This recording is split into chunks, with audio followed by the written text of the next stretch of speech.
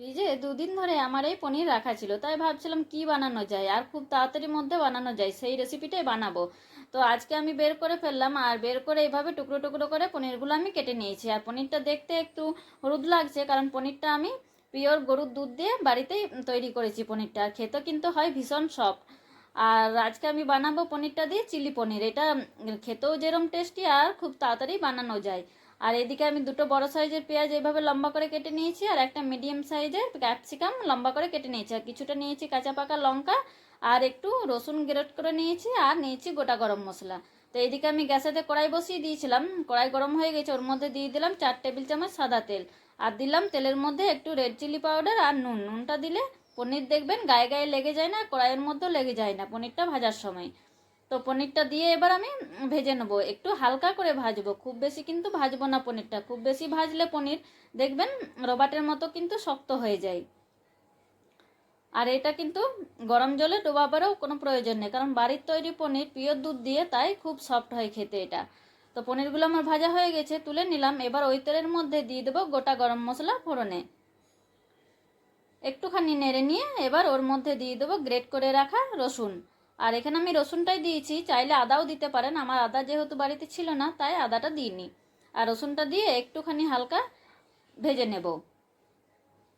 তো এবার আমার রসুনটা হালকা ভাজা হয়ে গেছে, এবার ওর মধ্যে দিয়ে দেবো কেটে রাখা পেঁয়াজগুলো।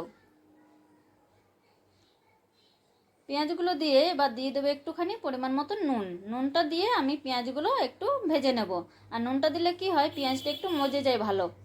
আর খুব বেশি কিন্তু আমি পেঁয়াজটা ভাজবো না, একটু হালকা 20% মতো ভাজা হয়ে গেলেই হয়ে যাবে। তো এবার আমি এর মধ্যে দিয়ে দেবো কেটে রাখা ক্যাপসিকাম আর কাঁচা লঙ্কাগুলো।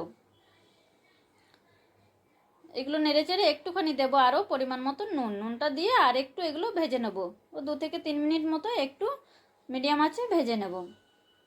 তো আমার এদিকে এগুলো সব ভাজা হয়ে গেছে, এবার এর মধ্যে দিয়ে দেবো সয়া সস আর ভিনেগার হাফ চামচ করে, টেবিল চামচের হাফ চামচ করে আমি দিচ্ছি। তো এগুলো দিয়ে আর একটুখানি নেড়ে নেব। নেড়ে নিয়ে এবার ওর মধ্যে দিয়ে দেবো আমি ম্যাগির হট অ্যান্ড সুইট যে টমেটো সসটা থাকে সেটাই দিচ্ছি আমি। আপনারা চাইলে ক্যাচআপও দিতে পারেন, টমেটো ক্যাচআপ। তা আমি এইটাই দিচ্ছি, তাহলে কিন্তু আর এর মধ্যে অন্য কোনো মশলা অ্যাড করতে হয় না, এরই একটা নির্দিষ্ট টেস্ট আছে তাই। তো সসটা দিয়ে নিয়ে এবার আমি হালকা একটু ভেজে নিলাম সসটা।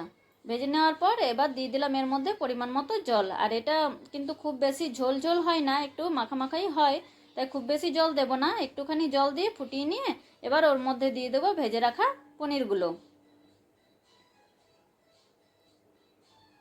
ভেজে রাখা পনিরগুলো দিয়ে আমি একটু নেড়ে চেড়ে নেব।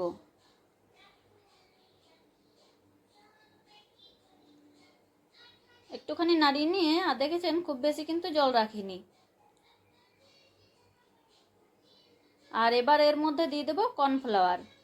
1 চামচ কর্নফ্লাওয়ারকে আমি জলে গুলে এভাবে দিয়ে দিয়েছি। আর কর্নফ্লাওয়ারটা দিয়ে আমি ভালো করে নাড়িয়ে নেব, তাহলে কি এটা ঝোলটা একটু টেলটেলে হয় না, এটা একটু থোকো থোকো বেশ ভালো হয়। আর দিয়ে দিলাম আর একটু পরিমাণ মতো নুন। নুনটা দিয়ে নেড়ে চেড়ে একটু 1 মিনিট মতো আরও ফুটিয়ে নেব, তারপর এটা গ্যাসের আঁচ বন্ধ করে অন্য পাত্রে আমি সার্ভ করে নেব। আর আমার চ্যানেলে আমার রেসিপি কার কার ভালো লাগে তারা কিন্তু একটা লাইক করবেন, আর আমার চ্যানেলটা সাবস্ক্রাইব করে রাখবেন আরও নতুন নতুন রেসিপির জন্য। তো এই রেসিপিটা আপনাদের কেমন লাগলো অবশ্যই কমেন্ট করে জানাবেন। আর এটা খেতেও হয় ভীষণ ভালো, আর এটা রুটি বা ফ্রাইড রাইস যে কোনো সাথেই খান না কেন খুবই সুন্দর লাগে খেতে। তো আজকের মতো রেসিপিটা আমি এখানেই শেষ করলাম, আবার দেখা হচ্ছে অন্য কোনো রেসিপি নিয়ে। টাটা।